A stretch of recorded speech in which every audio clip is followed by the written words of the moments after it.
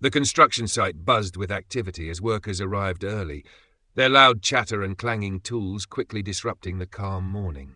Fluffy lounged on a crumbling stone wall overlooking the chaos, his long fur catching the soft breeze. His sharp green eyes scanned the scene below, unimpressed. "It's like watching ants rebuild their hill after a rainstorm," he thought, flicking his tail. Clumsy, noisy, and destined for disaster. Maurice sat nearby, watching the workers with wide eyes and eager anticipation. As one of the older men dropped a handful of nails onto a table, Maurice saw his opportunity. He darted forward, gently nudging one of the scattered nails into place with his paw, then looked up at the man expectantly. The worker barely glanced at him. "Vai via, gatto," he muttered, waving Maurice away without a second thought. Maurice's tail drooped, his usual enthusiasm fading as he slinked back to the edge of the site. He sat down and stared at the ground, his ears slightly back. From his perch, Fluffy observed the interaction, his green eyes narrowing. "Oh no, Maurice," Fluffy thought, his tone dripping with sarcasm. "They're clearly saving their gratitude for a ceremony later. Humans are excellent at recognizing effort, eventually." Maurice sighed quietly, curling his tail around his paws. His dejection was palpable. Fluffy stretched lazily and jumped down from his perch, landing silently beside his friend. "Don't mope," Fluffy said, brushing against Maurice. "Humans are obtuse. It's practically their defining trait. Besides, I'll make sure they eat their words, or their mistakes." Maurice didn't respond, but his ears twitched slightly, and Fluffy took that as acknowledgement. The day wore on, and the workers bustled about the site, oblivious to Maurice's efforts to be helpful. Meanwhile, Fluffy had decided it was time for some strategic intervention. He strolled across the yard, his tail swaying like a metronome, and approached a pile of neatly stacked planks. With one swift movement, he pawed at the bottom plank, causing the entire pile to collapse in a loud crash. "Che diavolo!" one of the older men exclaimed, rushing over to inspect the mess.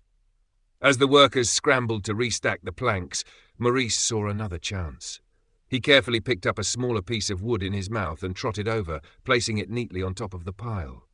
This time, one of the workers paused, looking at Maurice with a surprised expression.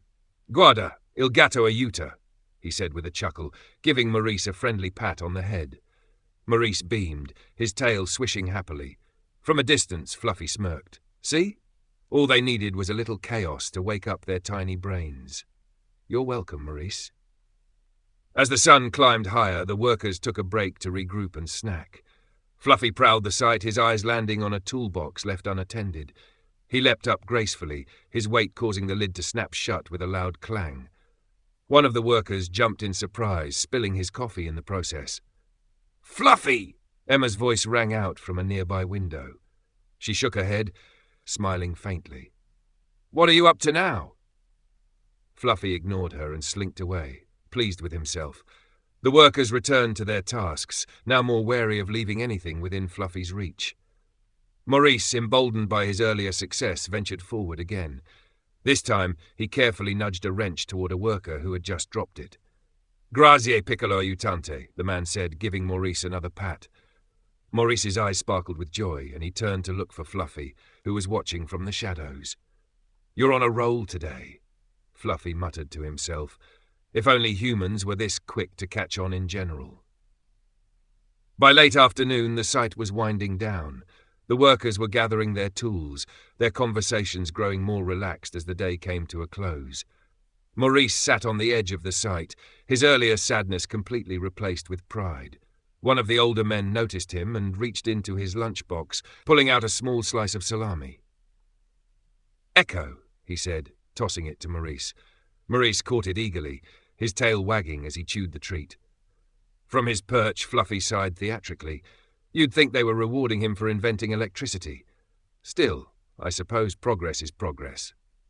As the last worker left, the sound of the construction site was replaced by the peaceful hum of the village settling into the evening. Fluffy stretched and hopped down from his perch, glancing at Maurice. "Come on," Fluffy said casually. "Let's see if the old lady's got something better than salami." Maurice's ears perked up immediately, and he bounded after Fluffy as they strutted down the path toward the old woman's house. The air was filled with the soft rustle of leaves and the distant sound of a church bell. When they arrived, the old lady greeted them with her usual warmth, pulling out a small plate of leftover pasta and a saucer of cream. Maurice purred loudly, diving into the treat. Fluffy sniffed the air, unimpressed by the offering, but he licked the cream anyway. "Well," he muttered, "at least someone around here understands gratitude." The two cats lounged contentedly on the old lady's porch as the sun dipped below the horizon, casting the village in soft, golden light.